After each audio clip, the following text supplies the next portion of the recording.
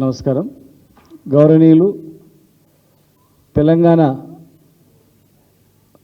Joint action committee చైర్మన్గా, మండలి చైర్మన్గా, తెలంగాణ ఉద్యమంలో అందరికీ ఆదర్శప్రాయుడైనటువంటి పెద్దలు స్వామిగౌడన్న గారు, మాజీ జేఏసీ చైర్మన్ దేవిప్రసాద్ గారు, ఎమ్మెల్సీగా టీచర్ల సమస్యలపై నిరంతరం పోరాటం చేసినటువంటి మా అన్న సుధాకర్ రెడ్డి గారు, హమీద్ గారు, మా సుమిత్ర అక్క గారు, మరి వినోద్ గారు, రిటైర్డ్ కళ్యాణ్ గారు, పోలీస్ డిపార్ట్మెంట్లో డిఎస్పీగా పనిచేసిన వ్యక్తి, అదేవిధంగా టీజీఓ నుంచి మా విష్ణువర్ధన్ గారు కూడా వస్తూ ఉన్నారు, భుజంగరావు గారు కూడా. అందరికీ పేరు పేరు నమస్కారం. ఈరోజు మేమందరం కూడా ఎందుకు స్పందించాల్సి వస్తుందంటే, సార్ చూస్తూ ఉద్యోగుల సమస్యలు, ప్రభుత్వం ఇచ్చినటువంటి మేనిఫెస్టో అవన్నీ దానిపైన మాట్లాడుతున్నాం. కానీ ఉద్యోగుల విషయంలో మాత్రం మేము ఇప్పటివరకు కూడా వాళ్ళు ఇచ్చిన హామీలు టైం పీరియడ్ దాటిపోతున్నా కూడా చూద్దాం, వేచి చూద్దాం, మనం ఇన్వాల్వ్మెంట్ అయితే కావాలని ఒక బురద తల్లి ఉద్యోగుల సమస్యలు పరిష్కారం చేయకుండా చూస్తారు, లేదంటే వాళ్ళ మీద ఇబ్బందులకు గురి చేస్తారు ప్రభుత్వ ఉద్యోగులని అని చెప్పి కాము ఉన్నాం. కానీ ఈరోజు చూస్తే చేయి దాటిపోతూ ఉంది.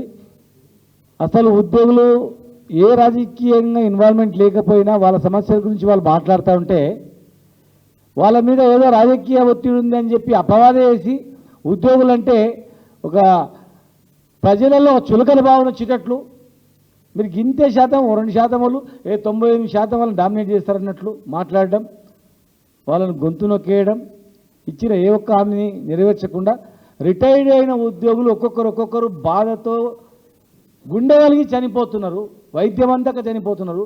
ఇక చనిపోతుంటే మేము కొట్లాడి తెచ్చుకున్న తెలంగాణలో ఇక మా ఉండేం లాభం? ఖచ్చితంగా మేము ఆనాడు ఉద్యోగులని స్వామిగౌడ్ గారి నేతృత్వంలో మేమందరం కూడా ఐక్యమే ఉద్యమం చేసినాం, మరి కాపాడుకున్నాం. తెలంగాణ వచ్చిన 10 సంవత్సరాల్లో కూడా 40,000 మందికి ప్రమోషన్లు ఇప్పించుకున్నాం. 2 పిఆర్సీలు గంట లోపలనే 43, 30, 73% పిఆర్సీ ఇప్పించుకున్నాం. దేశంలో ఎక్కడ లేనటువంటిది ప్రైవేటు ఉద్యోగులకు కూడా, కాంట్రాక్ట్ ఉద్యోగులకు కూడా 30% పిఆర్సీ ఇప్పించుకున్నాం. చాలా డిపార్ట్మెంట్లలో ఉద్యోగ భద్రత ఇచ్చినాం. పర్మనెంట్ చేద్దామనుకుంటే కూడా కోర్టు కేసుల వల్ల ఆగిపోయినా సమానంగా ప్రభుత్వ ఉద్యోగులకు సమానంగా ఇప్పించుకున్నాం. వెట్టి చాకిరి నుంచి హోంగార్డులను విముక్తి చేసి 6-7 వేల ఉన్న జీతము 10,000 చేసి 10,000 ఉన్న జీతాన్ని 30,000 వరకు జీతభత్యాలు పెంచి 1,50,000 దగ్గర ఉద్యోగాలు రిక్రూట్మెంట్ చేసుకొని కొత్త ఉద్యోగులను చేర్చుకొని పెన్షనర్లకు వెల్నెస్ సెంటర్లు ఏర్పాటు చేసి వెల్నెస్ సెంటర్లలో ట్యాబ్లెట్లు మందులు ఇచ్చేటట్లు ఏర్పాటు చేసుకోవడం, హెల్త్ కార్డ్స్ కూడా జారీ చేసుకోవడం, పూర్తి స్థాయిలో చేద్దామని లోపల ఇంకా అనేక సమస్యలు ఉన్నాయి. అవన్నీ చేద్దామని లోపల ఎలక్షన్ రావడం, చివరి పిఆర్సీ మరి అధికారుల యొక్క కొంత అధికారుల దానివల్ల లోపం వల్ల మరి మేము ఎలక్షన్ తర్వాత ఇద్దామనుకున్నాం. దాన్ని తప్పు అర్థం చేసుకొని కొత్తగా ఇచ్చిన ప్రభుత్వం మేనిఫెస్టో చూసి మరి ఏదో గొప్పగా అయితే రావడం, 100 రోజులలో పిఆర్సీ ఇస్తామన్నారు, 6 నెలల్లో పిఆర్సీ అమలు చేస్తామన్నారు కమిటీ ఇచ్చినటువంటిది. మరి ఒక్కటి కూడా కాలేదు. చూడండి, వాళ్ళు ఇచ్చిన హామీలు, సప్లిమెంటరీ బిల్లు 15 రోజుల్లో చెల్లిస్తామన్నారు, చేయలేదు. 3 టీఏలు తక్షణమే ఇస్తామన్నారు, చేయలేదు. సిపిఎస్ విధానం రద్దు చేసి ఓల్డ్ పెన్షన్ విధానం తీసుకొస్తామన్నారు, చేయలేదు. డిఏలను సకాలంలో ప్రకటించి బకాయిలను నేరుగా ఉద్యోగులు చెల్లిస్తామన్నారు, చేయలేదు. పంచాయతీ సెక్రటరీల సర్వీసు తక్షణమే క్రమబద్ధీకరించి జీతాలు వేస్తామన్నారు. 317 సమీక్షించి పూర్తి స్థాయిలో చేస్తామన్నారు. ట్రాన్స్ఫర్ జాబ్ క్యాలెండర్ని ఏర్పాటు చేస్తామన్నారు. మరి 6 నెలల్లోపు పిఆర్సీ సిఫార్సును అమలు చేసి పూర్తి స్థాయిలో మీకు జీతభత్యం అందిస్తామన్నారు. హెల్త్ కార్డ్ జారీ చేసి ఏ ఒక్క ఎంప్లాయీ అడ్మిట్ అయినా వాళ్లకు పూర్తి స్థాయిలో ఆరోగ్యాన్ని బాగు చేయిస్తాం కార్పొరేట్ హాస్పిటల్ అన్నారు. ఇక చాలా ఉన్నాయి. ఫీల్డ్ అసిస్టెంట్లకు, ఆశా వర్గాలకు ఇందిరాకాంతి పథకం, ఎన్ఆర్జీఎస్ ఉద్యోగులు తక్షణమే జీవితకాలాలు పెంచి బకాయిలు చెల్లించి ఉద్యోగ భద్రత ఇవి ఇచ్చినటువంటి హామీ. ఇందులో ఒక్కటి కాలేదు.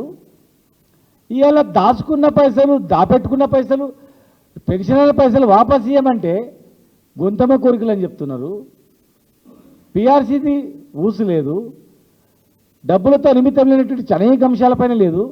పైగా వాళ్ళని బెదిరించే ధోరణిలో వీళ్ళ వెనకాల రాజకీయ శక్తులు ఉన్నాయి, ఏదో శక్తులు ఇట్లా ఆడిస్తున్నాయంటే దీనిలో ఏమన్నా కొత్తవి ఉన్నాయా? మీరు చెప్పని అడుగుతున్నారా? దయచేసి ఉద్యోగ మిత్రులారా, రిటైర్డ్ పెన్షన్ ఉద్యోగులారా, మీరు ఎవ్వరు లేరని అనుకోకండి. మీ వెనుక మేము ఉన్నాం. నాడు ఉద్యమాన్ని నడిపించినాం. కేవలం ఉద్యమమే కాదు, ఇది మేమందరం కూడా political joint action committee, Congress party, new democracy party, కొద్ది రోజులు టీడీపీ పార్టీ, మన పార్టీ, బీజేపీ పార్టీ, అనేక పొలిటికల్ పార్టీలతో ఉన్నటువంటి పొలిటికల్ జాయింట్ యాక్షన్ కమిటీకి మేము ఇక్కడ కో చైర్మన్లుగా, కన్వీనర్లుగా ఉండి తెలంగాణ ఉద్యమాన్ని నడిపే వాళ్ళం. కేవలం ఉద్యోగుల సమస్య పరిష్కారం కాదు, రాష్ట్ర సాధనలో ప్రముఖ పాత్ర పోషించినటువంటి సకల జనుల సమ్మె, సహాయ నిరాకరణ, సంసద్ యాత్ర, సాగర హారం, మిలియన్ మార్చ్, అనేక ఉద్యమాలు చేసి జైళ్ళలోకి వెళ్ళి కేసులు పెట్టించుకొని హత్యాయత్నం పాల్పడడానికి సిద్ధమైన కూడా భయపడకుండా ప్రజల పక్షాన పోరాటం చేసి తెలంగాణ తేవడంలో కేసీఆర్ గారి నాయకత్వంలో జరిగిన పోరాటంలో ప్రముఖ పాత్ర పోషించిన వాళ్ళం మేము. తెలంగాణ రావడానికి కారకుడైన వాళ్ళం మేము.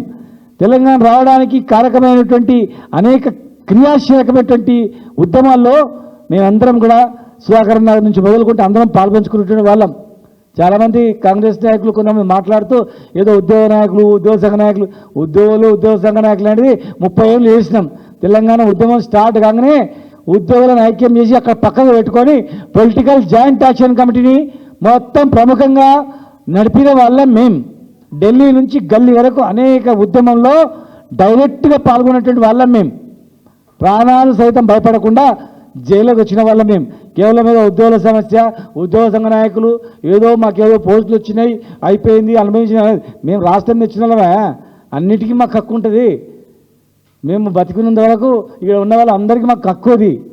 ఖచ్చితంగా మేము ఉద్యోగులని చిన్న చూపిస్తున్నా ఊరుకోం, రిటైర్డ్ ఉద్యోగులను పట్టించుకోకుండా ఊరుకోం.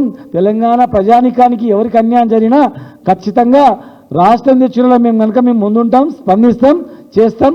ఉద్యోగులారా, రిటైర్డ్ ఉద్యోగులు కొంతమంది చనిపోతున్నారు, మీరు భయపడకండి, చనిపోకండి, ధైర్యపడకండి. మేమున్నాం. మేము తొందరలోనే మరి మేము అందరం కలిసి మాట్లాడుకునే సమావేశం కూడా ఏర్పాటు చేస్తాం. డైరెక్ట్గా ముఖ్యమంత్రి గారే ఈ సమస్యను పరిష్కారం చేయాలి. మంత్రుల కమిటీ ఉన్న తర్వాత ఇమ్మీడియట్గా మళ్ళీ ఆఫీసర్ల కమిటీ ఏమిటి? మంత్రుల కన్నా ఆఫీసర్లు ఎక్కువనా? 3 మంత్రుల కమిటీ వేసిన తర్వాత నెక్స్ట్ ముఖ్యమంత్రి కమిటీ ఉంటుంది, కానీ ముఖ్యమంత్రి డైరెక్ట్ పిలుచుకొని ఉంటుంది. కానీ రివర్స్లో కింద వచ్చి 3 ఐఏఎస్ ఆఫీసర్లను కమిటీ వేసిందంటే మంత్రులను అవమానపరిచినట్లే. ఇది కేవలం కాలయాపన చేసి కాలయాపనకు ఉపయోగపడుతుంది. సరే, ఎవరైతే వారం రోజులు టైం ఇచ్చారు కదా, నమ్మకం ఉన్నోళ్ళు పోండి, మరి వారం రోజుల్లో పరిష్కారం చేయండి. వారం రోజులలో పరిష్కారం చేయకుండా మంత్రుల కమిటీ ఇచ్చిపెట్టుకొని మరి ఆఫీసర్ల కమిటీ దగ్గర పోయి పరిష్కారం చేయకపోతే మరి ఎవరు బాధ్యత తీసుకుంటారో ప్రజలకు ఉద్యోగులకు చెప్పాల్సిన అవసరం ఉంది. ఖచ్చితంగా ముఖ్యమంత్రి గారే కల్పించుకోవాలి. వాళ్ళని బెదిరించినా, వాళ్ళని ఏమైనా చేసినా ఖచ్చితంగా మంచి పద్ధతి కాదు. ప్రభుత్వ ఉద్యోగులు మేము ఎప్పుడు కోరుకోం సమ్మె చేయాలి, వాళ్ళకి నష్టం జరగాలని. ప్రభుత్వం మంచిగా నడవాలి, సంక్షేమ పథకాలు మంచిగా నడవాలి, ప్రభుత్వం సాఫీగా అవ్వాలి, మా ఉద్యోగుల సమస్యలు కూడా సాఫీగా జరగాలి. వాళ్ళని బెదిరించి అన్యాయం చేసి ఏదో కేసులు పెట్టి భయపెట్టిస్తామంటే కాదు, ఊరుకునే ప్రసక్తే లేదు.